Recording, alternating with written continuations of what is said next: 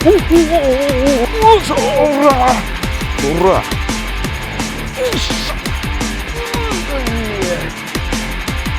よっしゃ、ほらやっぱここや。これチャンスですよ。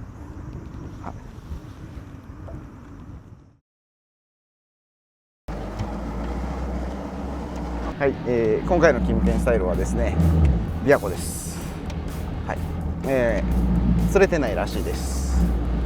まあ僕の読みでは、魚若干少なくなったねっていうところに、ウィードがここ数年で一番生えてるんですよ。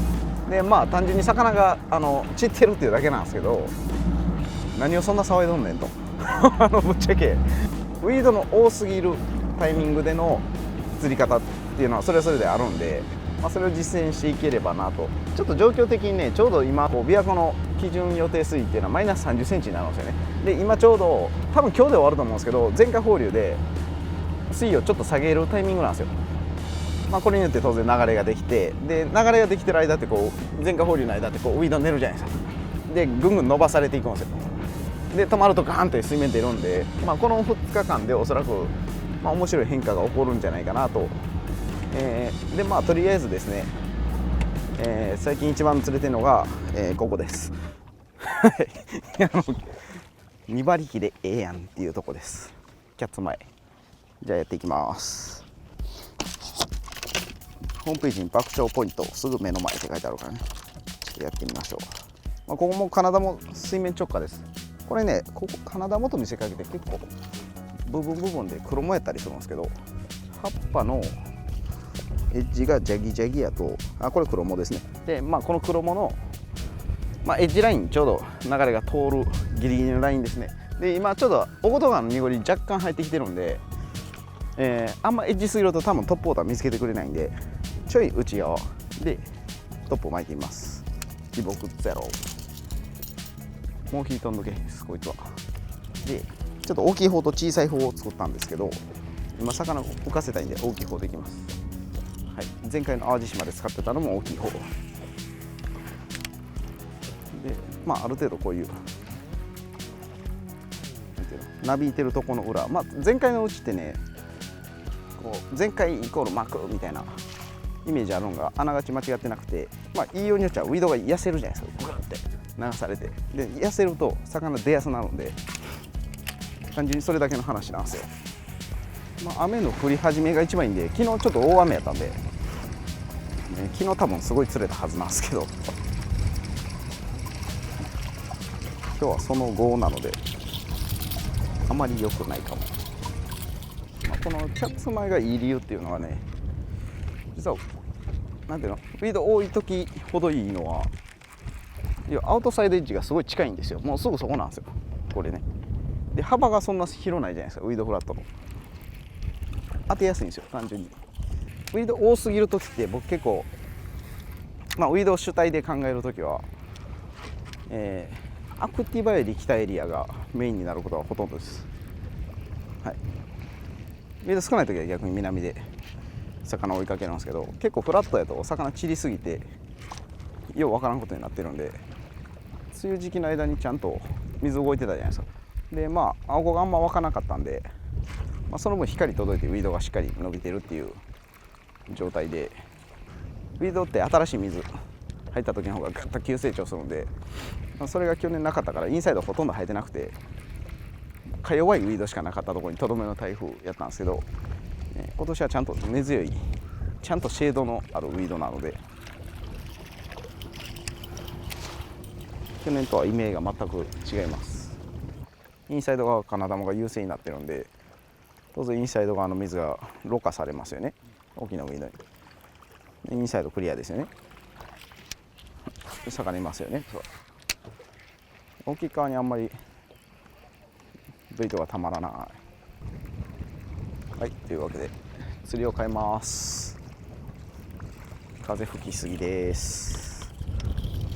ちょっとね、あんまできたら打ちたくないんですけど、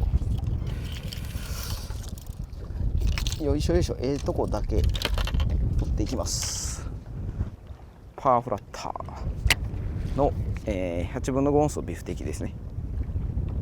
はい、に、この TC40 で、これフラッターちょっとなんか形ちゃうじゃないですか。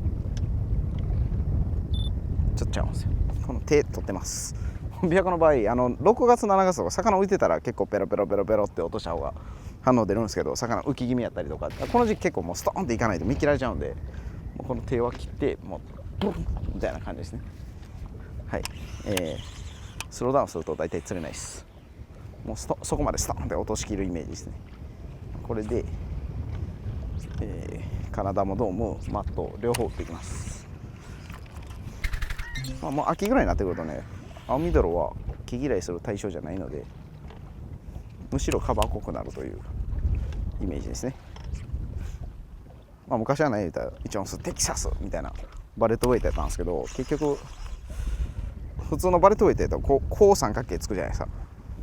でフックポイントの妨げになるんですよ、食った時に。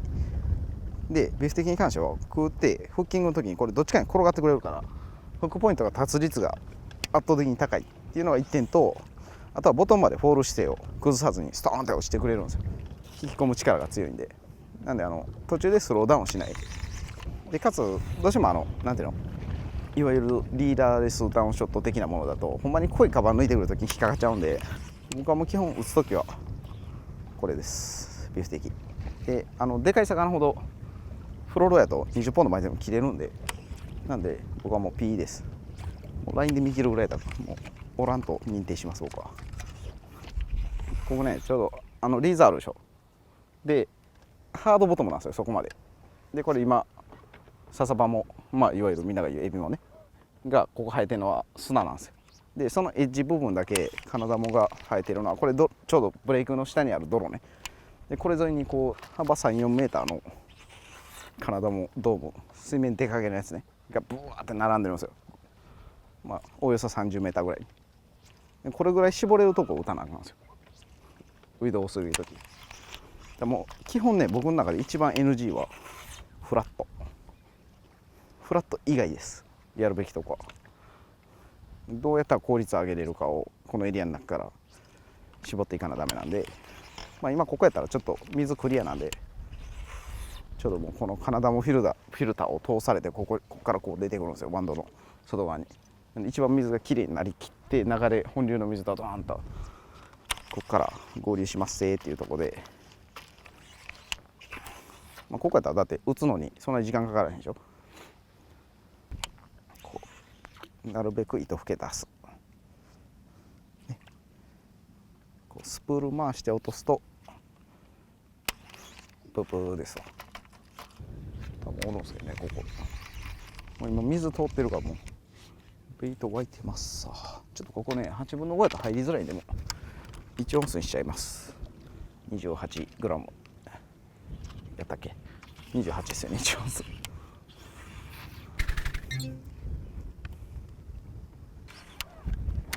今ボイルしたですよね、しましたね。はい、カバーじゃねえ、今の完全 A ボイルでしょ。インサイドにいるんやな。こうですわ。ここ通しづらいところな、俺。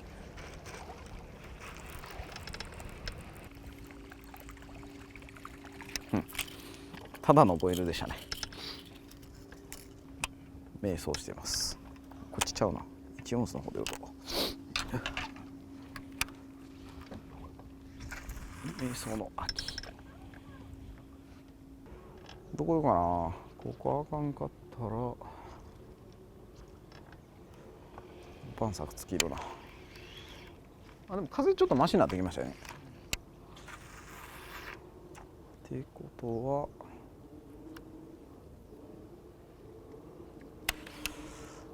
何しようかな。ちょっとしつこいけどもう一流しぐらいしよっか。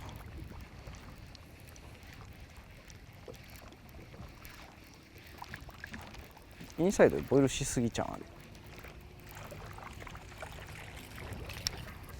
ちょっとあそこになんか変なベイトいすぎやわ。ちょっと小さい方でやってみます。インサイドはそこまでアピールいらないんで、まあ、今年春釣ってた時、春っていうか初夏に釣ってた時はこうやってディッピングしてたんですけど、こういう感じで、まあ、これギル食ってる時こうなんですよ。ただ今結構細長い系じゃないですか。秋に向かってくるとこういうただ巻きが良くなってきますね。ちょっと大きい川出たらもう何もないでしょ。でもうあそこに壁がドーンと壁が現れるんです。だからもう壁沿いを流していくだけですね。簡単でしょ。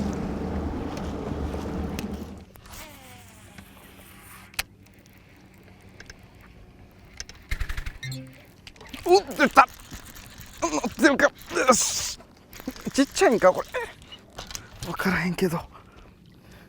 あれ動かい。よいしょ。出ちゃった。まあこんな感じでフロントフック食う確率高いんですよ。でこれ今ねピアスダブルを2つ収縮チューブでまとめたものを使ってます。まあ、これちょっともうちょっとねいい方式ないかなと思って今模索中。イエ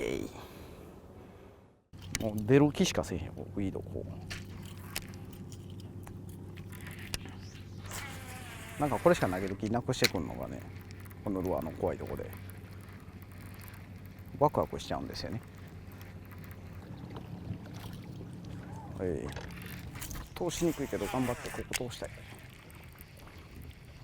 通しにくいけどめっちゃええなびき方しとる。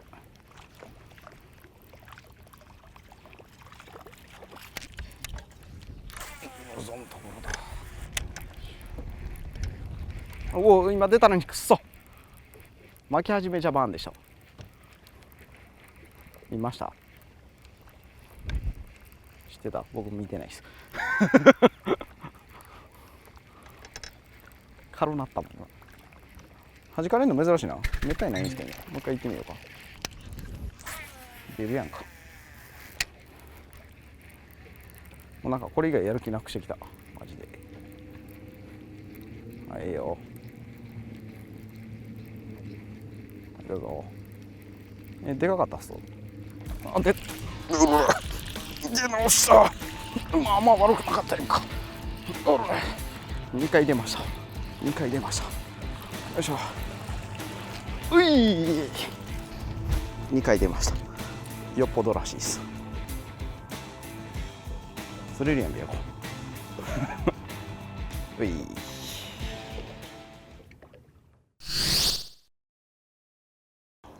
イボークゼロです。まあこれは大きい方ですね。今回メインで活躍してる。で、まあ大幅になんでイボークって言ったかっていうと、実はボディシェイプほぼイボークなんですよ。まあ、ちょっとマッシュアップはしましたけど、まあ、ほぼイボークでなんでクランク系の形状にしたかというと、こう起き上がる力イボークと一緒で強くしたかったんですよ。どうしてもこうまっすぐに近いミノシェイプだとこの力があんまり強くないんで、いや起き上がろうと しにくいんで、まあ、そのまま全体回ってしまったりとかしやすいっていう意味もあって、結構安定させやすいこのボディですね。で、結構これ大事なんですけど、水ベルですフロントアイ。これね結構ウィードとか拾った時にゴロゴロゴロって全部回ってまう時あるんで、まあ、キャストの時に回ったりすることもあって、糸入れが激しいんですよこれ系なんで、もう鼻からもう水ベルをビルトインしちゃうっていうのが結構大事で、なおかつこの愛の位置ですね。頭ポッて上がってしまうとどうしても動き弱なので、ちょっとガッて水に食いつかすイメージでこの位置に設定してて、まあおそらくまあこれまだプロトタイププロト中のプロトなんですけど、まあ、おそらくボディ形状はこれでほぼ決まったかなっていう感じですね。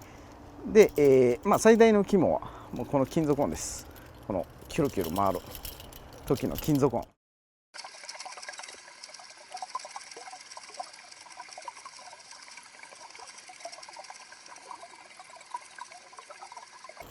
こういうキュルキュルした音を出すためにものすごく工夫してます。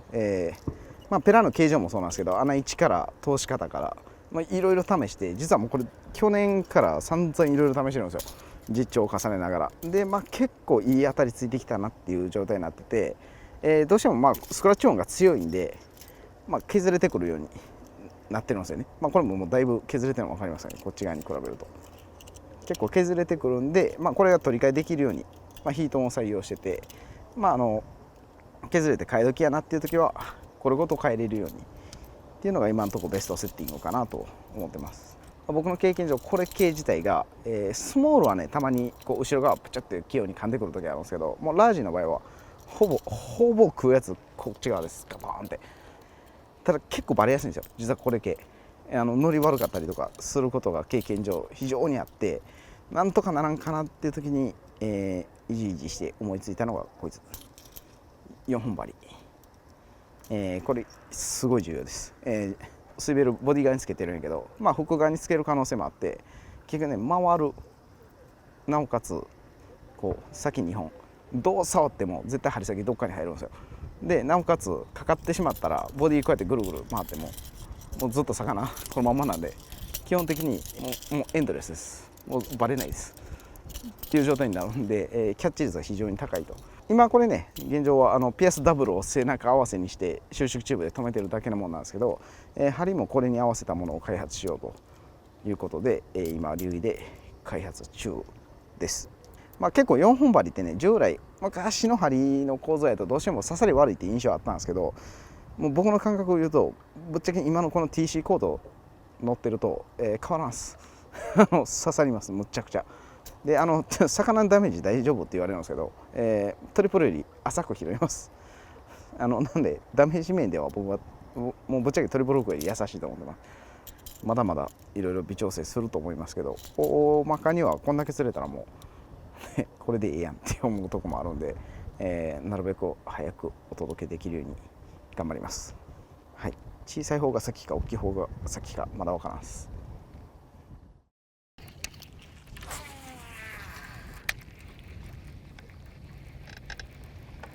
楽しいでしょこのルア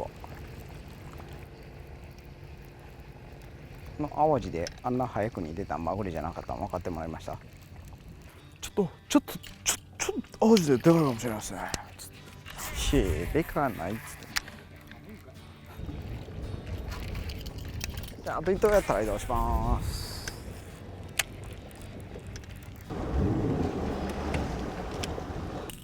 多分これ11月ぐらいまでやれますけどね、台風来へんかったら。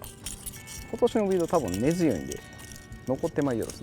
9月10月でも10月から11月ぐらいが一番いいですけど、水止まってても出よるし。よいしょ。ここからこう壁です。でこの辺ちょこっとだけエリアともかぶるんですよ。普段はテキサスで売ってるカナダモなんですが、今巻き手ここ張り出してるんですよ。ほら張り出してるでしょ。こうやって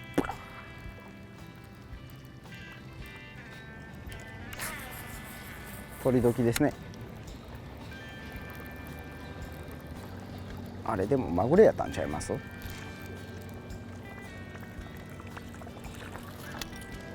んかそんな気がしてきましたね。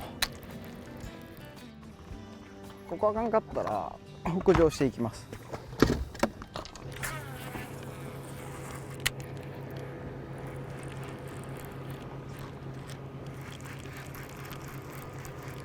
あ、ボイルした。なるほどね。こっちに動いてるわけね。ええか。ええか。もうちょっとここに動いてた。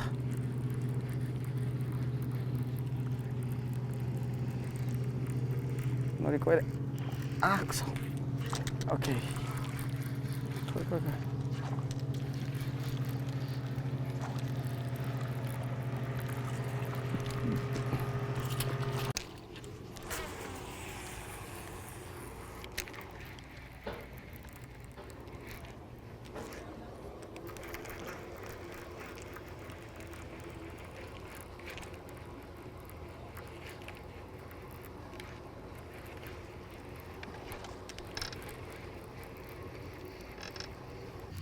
よっしゃ、オッケー。ああ、今の横からグニ出てきたよ。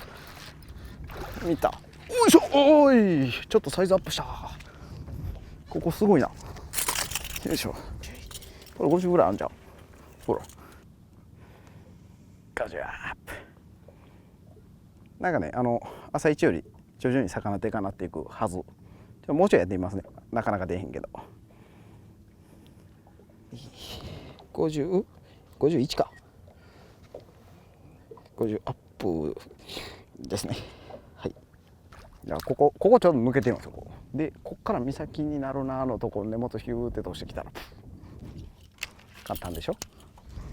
使い方は投げて巻くだけ。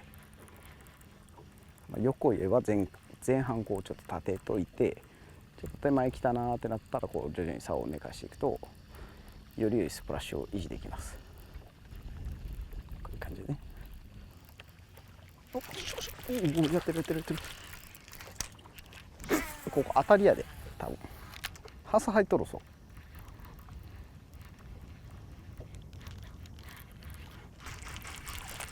こ多分当たりやで。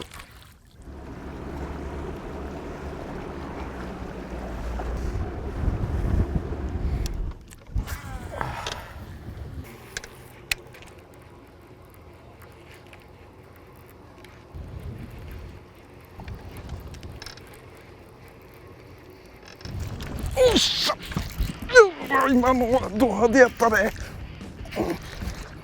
しょい楽しい。ものすごい釣れやんか、ビワコ。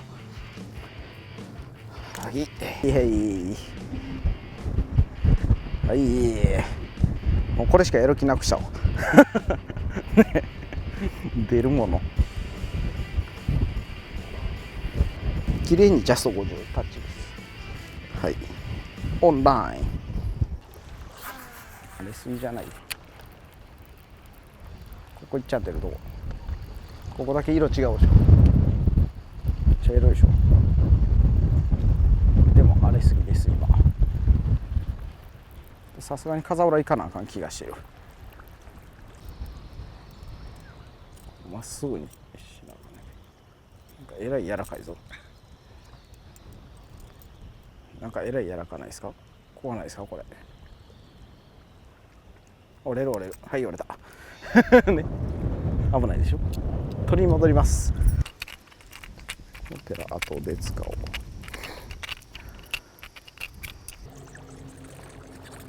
これはこれで音よくね。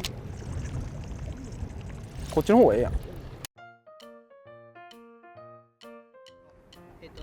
あ、ライブ配信中。あ、ほんまや。はい、リツイート。はい、始まんでー。はい、出ましたからスタート。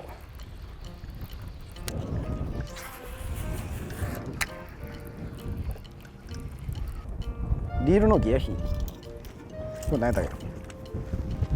7.3 対1。はい、ラインキャパによります。まあこれビーストなんで、ただギア比って結局どんだけ投げるかにもよるけど、まあ、これ30ポンドでこれぐらいしかライン残ってへんじゃないですか。まあこれ多分今ローギアぐらいなんですよ。厳密に言うと前半結構早めで巻かなあかんですよね。目で見えてるあの感じか、もしくは手元に伝わってくる重さ、それ以上のものではないのでギア比って、まあ、ただあんま遅いローギアである必要は全くない釣りなんで、これに関してはトップオーダーやから、まあ、ただ巻き抵抗の強いクランクとかやったらやっぱローギアいいよねっていうぐらいの話です。あ、分かった。これを外したらバランスが取れるわ。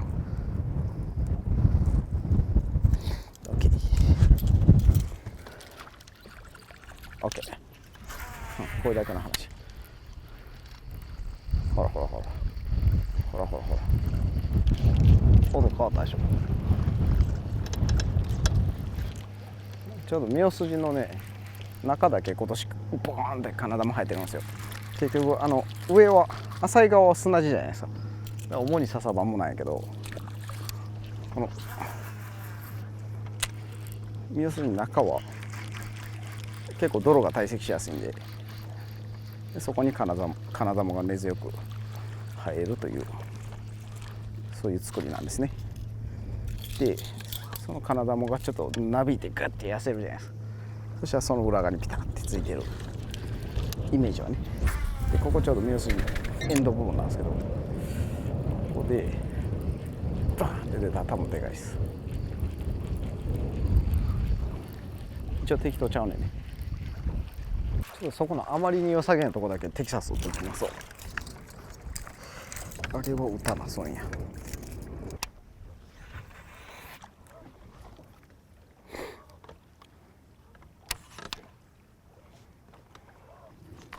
劇的に釣れそうです。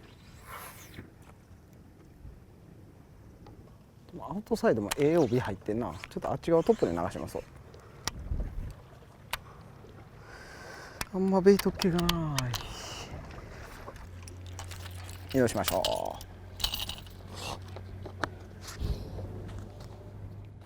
ちょっと打つとこは打ってね、打つとこは打って出すとこ出してっていう感じでいきます。ええやんここっていうドームは打ちます。巻く感じやんここっていうとこは巻きます。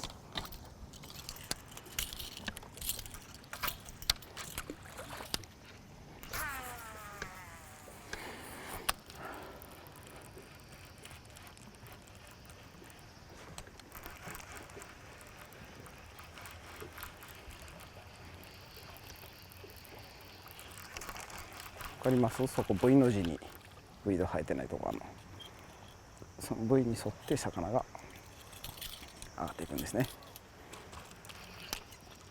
わかりやすいですね。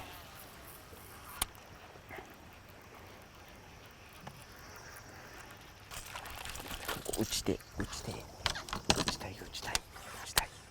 ここの道具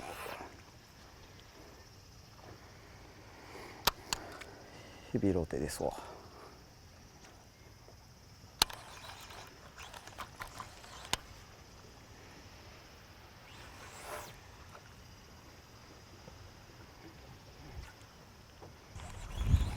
いやしてるな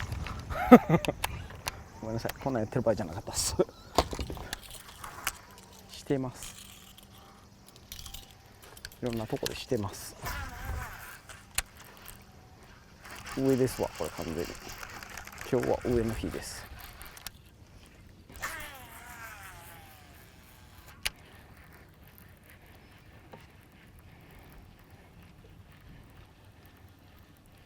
よっしゃ出た。ちょっと遠いぞ。これどんなんやろ。抜けたかひょっとして。抜けたっぽい。くそ、まだいけるどんまいザー言うてへんこれ。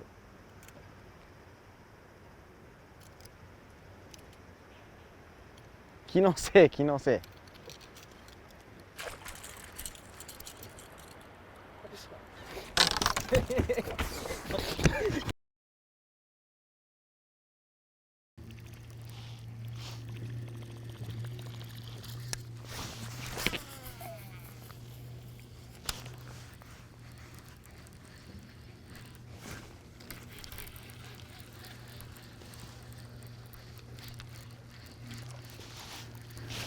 おっしゃ、えらい出方したで今。入られてんねんけど。ついてるかこれ。ついてんのか。ついてる。あれよいしょ。ちょっと出方の割に小さかったかもやけどえらい出方でしたよ今の。これがゼロでございます。まあこれが今日の正解っぽいですね。イエーイ。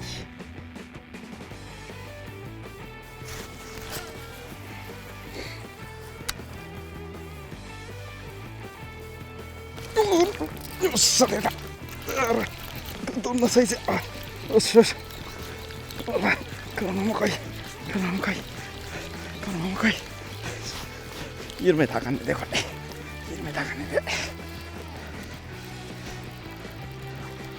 おいしょ。おいベタなぎやったら連発ですわ。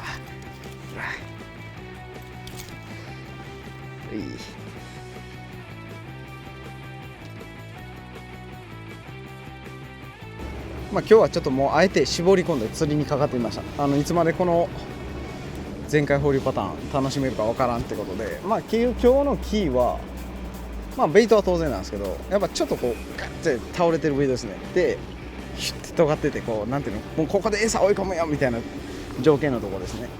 従来バズでやってたような魚なんですけど、まあ、やっぱイボクゼロみたいな金属のキュルキュルいう音と、水押しとっていうのが、まあ、プラスアルファでこんだけ魚引けるよっていう参考になればいいかなという感じです。まあ、明日はこんな釣りじゃないかもしれないし、まあ、やっぱ毎日変わるのがとこですわ、琵琶湖の。はい、まあ、昨日ちょっと頑張りすぎてですね、なんと親指が腱鞘炎になりました。多分今日の昼ぐらいには止まるんちゃうかなと。もうマイナス30センチ下回ったんで、変わります琵琶湖が。とりあえずやれるうちはもう一回トップ出しておきたいなということで、はい、全開放流パターンからスタートします。はい、お、なんか楽しそうですよ今日も。はい、ドゥケルバンでいきます。あ、テーピング偉大、テーピング偉大。もうここもうすでに足元なんか昨日よりね水位下がったこともあり、よりウィードが近くなっております。より釣れそうになっています。ほう、やっぱ今のこの段階やと、まあ、多分10月とかになったらねもっとエリア広がるんですけど、この段階やとこのキャッツ横のオートマリーナワンドおよび山の下ですね、この2箇所は魚すごく多いです。この浜とかもちょっと昨日から怪しいなとか思ってるんですけど、風がね良くない方向から吹いてるんで、表層の水温がガッと上がるとちょっとトップ出づらになるんですよ。まあギルパターンやったらかえって出やすくなるんですけど、まあああいうパターンに関してはちょっとしんどなったりするんで、まあ、そうなるともっとドーム打ちとかそういう釣りが主体になってくるんですけど、まあ、今の段階やと表層パカーンの方がもう全然効率いい上にキャッチ率も高いじゃないですか。この棚で僕はジュニアを7回制してますから。ここやここやここや、よっしゃここや、ここですわ。昨日ゴジャップ釣ってるとこですわ。横からカーンってきたやつ。ここちょっとだけ張り出してるんですよ。一段背高いんですよ。朝のせいだ。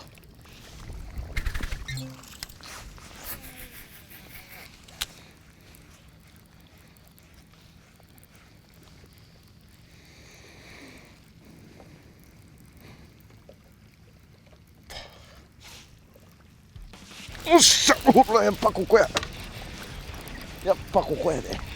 ピンポイントやなんやかんやね、なんやかんやで。うらゴジャップー、イエーイ、ピンポイントです。イエーイ。もうこうやってね、内側この4本針でなおかつこの水ベルアイ、これかなり重要です。トップオーダーで、かつ外側にもこうやってアシスト的にかかるんで、まあほんま基本的にね、昨日1匹だけバラしたけどキャッチ率高いでしょ。これはねかなり大事です。ゼロここで、あ、55あるわ。55でした。思ったより大きかったです。イエイ。多分ねちょっと前まで向こう側の方が魚多かったんですけど、今なんか多分ウィードの生え具合的にここなんですってだそうです。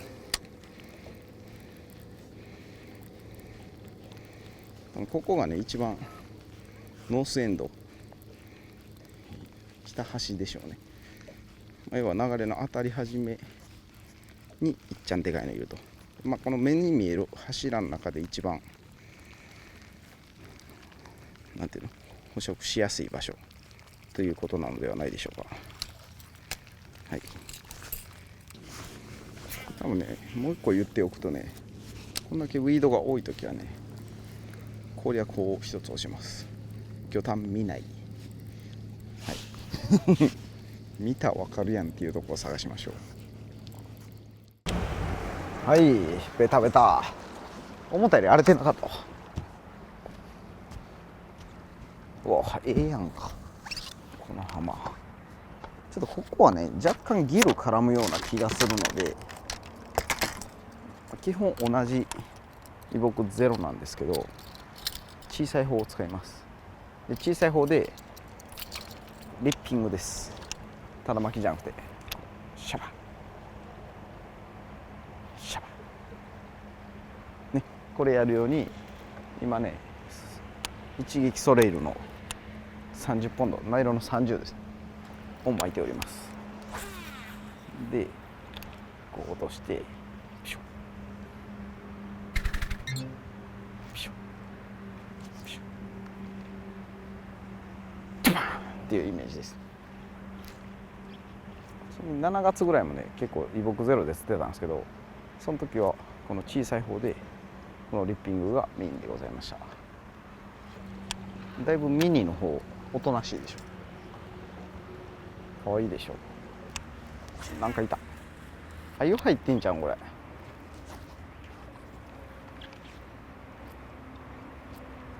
いますね。手前側がむっちゃ深なってるんですけど、4号水路はね、一番ギルの出入り激しいんですよ。あんま言うたらあかんで。なんかギル系に反応する感じちゃうな。やっぱりただ巻きですか。ちょっと腕休憩できたしな今ので。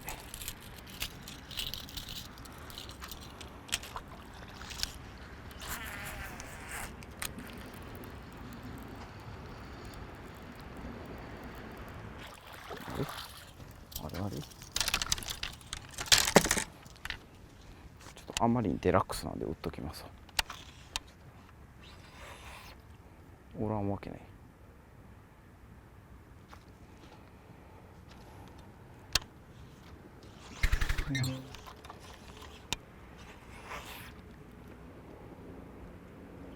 途中で止まるほどデラックスな体もです。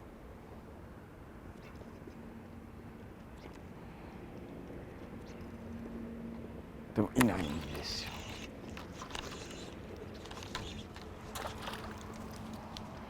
ここからドカーンって6メーターぐらいに落ちるんですけど、そのこの上がったとこね、ここでっかいのつきますね。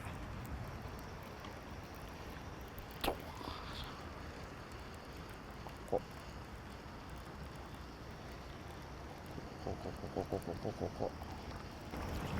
なびいてる一番外側にちゃんでるの待ってますから。おっしゃれた。うまいや。おっしおお、そんなでかなかったか。くそ、むっちゃでかいかもだけど、期待してたのに、あそこ期待してたのにこのサイズでした。よいしょ。ブレイク絡みでの一匹でした。やっぱこれですね、魚探しにも使います。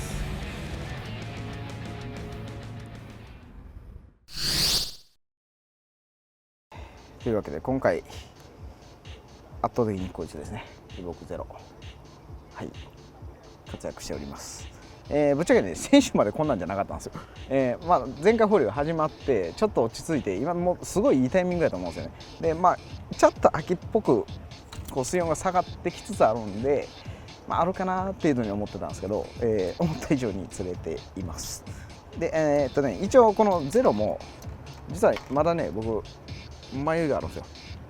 この大きい方と小さい方2種類作ってるんですけど、実は6月とか結構ギル絡みの時にリッピングですね、ピッてやって止めてっていう使い方してる時はこの小さい方がよくて、今回はもうこの大きい方ばっかり、ある程度浮かすパワーが必要なんで、だから結果的に僕多分2サイズ出すことになるんじゃないかなと思っているアイテムです。まずこの大きい方に関してはヒュージ76にレボビーストですねのハイギアの方 7.3 対1ので、それにオルトルスの28ポンドですね。太めです。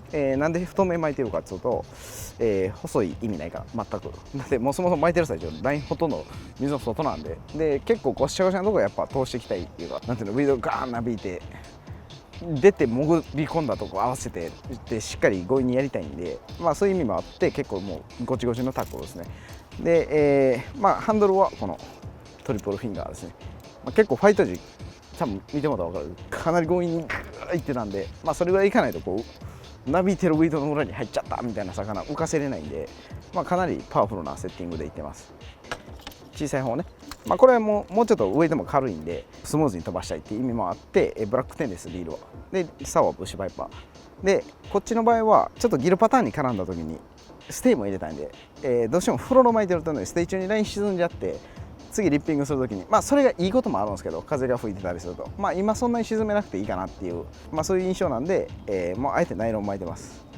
これが一撃ストレート30ポンドですね。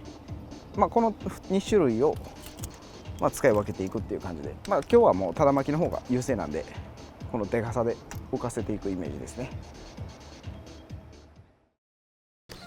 OK、 移動しましょう。何個終了。その前に琵琶湖チップス開封タイム。今日のお昼ご飯ですね。こちら琵琶湖チップスですね。さて誰が当たるでしょうか。セブンイレブンで買えます。レアカード来た。レアカードですよこれ。レアカード当たったです。で売り上げの一部がチリホーリーとかで魚になって戻ると。多分ね、間もなく前回放流が終わり、ちょっと一時的に多分流れベターっと止まってしまいそうなんで、あのタイミング何個やっててもきついやろうなということで安川加工です。はい、多分中めっちゃ濁ってます今で、ちょうどここねサンドバーのファーストブレイクみたいなもので、一段ちょっとなんていうのカクンって下がるとこなんですけど、ここちょうどもう今潮目みたいなのビシャーって入ってるでしょ。で、ここにベイト溜まってれば案外あっさり食うかもしれないんで、リボーク30でこの濁りエッジね、これを釣っていきます。ここ結構ね竹とかが安川から流れてくるんで、その竹についてたりしていへんかなということで、水深自体浅いんでそこつくんですけど、すぐにちょっとあっちの濁りの張り出しもええな。ここね、それそうでしょ。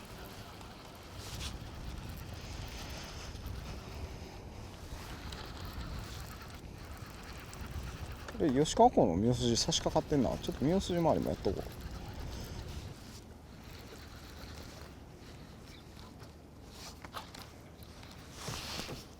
流れと流れがこうなってますわ。ここね。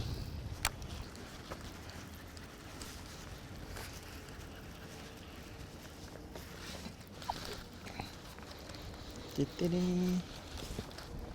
安川の上のダム放流もそこそこしてるはずなんですよ今日。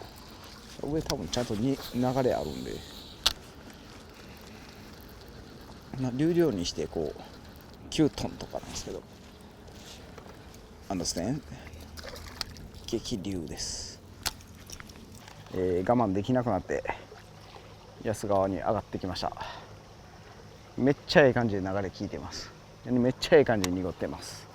結構ね普段坂又のノーシンカーとかやってるんですけど、多分見つけてくれへんぐらい濁ってもうたんで、こちらジグストでいきます。コンツァージゴ2分の1オンス、流れ強いんで2分の1オンスに、パワーウィグラー 3.5 インチ、この色大好きです僕。はいというわけでちょっとエレキすぐ上がりそうなぐらい流れていますが、いい感じです。多分普通に巻いてたら見っけてくれへん。結構これタイトに通さんと魚なんかにベッタベタについてると思います。流れ弱い時はね、流れてる側にいるんですけど、今ちょっと強すぎるからちょっと反転流っぽいとこを中心に攻めていきたいと思います。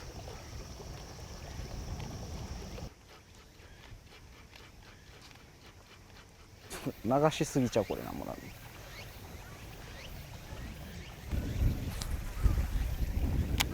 案外キャスト上手でしょ。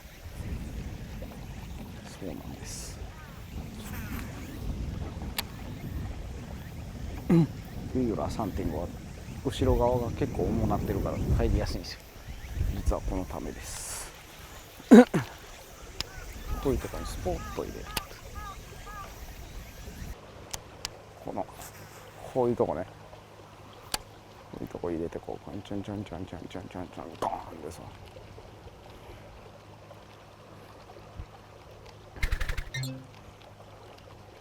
これはあれだね、ミシシッピリバーだね。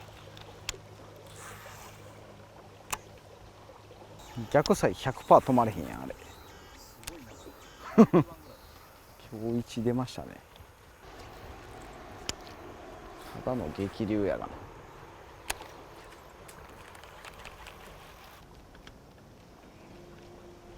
あかんがな、流れすぎという今年初の時代や。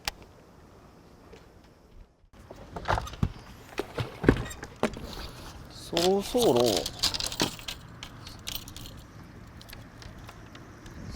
ろこの辺りもアユが入ってくるはずなんですよ。アユや、ここからアユやにかけてね、アユや前というやつですね。またこれかい。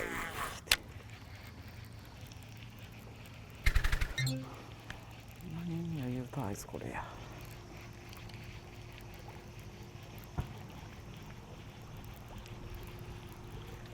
おおいるやん。おでかいでかい。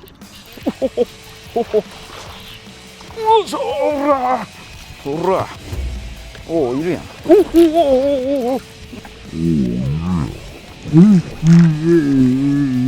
に来ました。ほらうい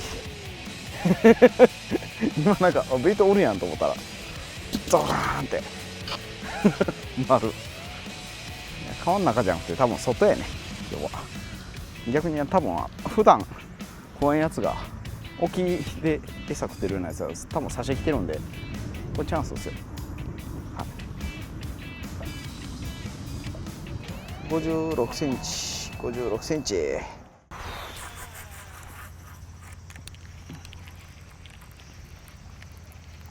この水門前がね一番金玉が多いんですよ。多分多少ヘドロっぽいのが出てくるから。あとなぜかここアユが多いんです。いつもアユは前だけにアユが多い。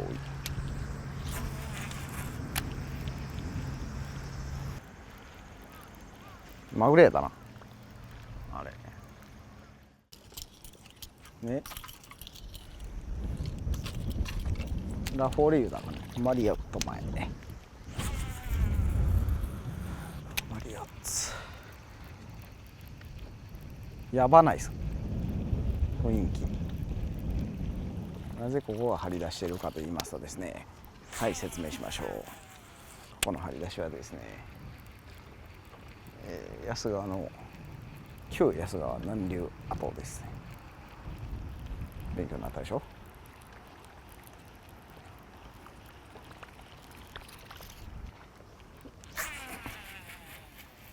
外側から内側にこう駆け抜ける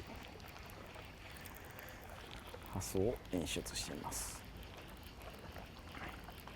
どう見ても走っちゃうけどね、出るんすよ。絶対ちゃうのに出るんすよ。なんでかしらんけど。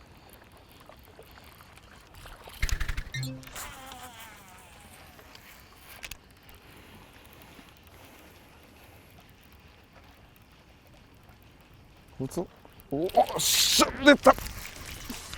なんか優しく出たな。絡まれてる。ちょっと取りに行きますわこれは。よし、なんか優しく出たからどんなサイズか分からへんね。多分そんなでかくないと思うけど、外側から内側に入った瞬間のバイトでした。あ、可愛かった可愛かった可愛かったけど釣れた釣れた。はい、これやったら出ますなんか知らんけど。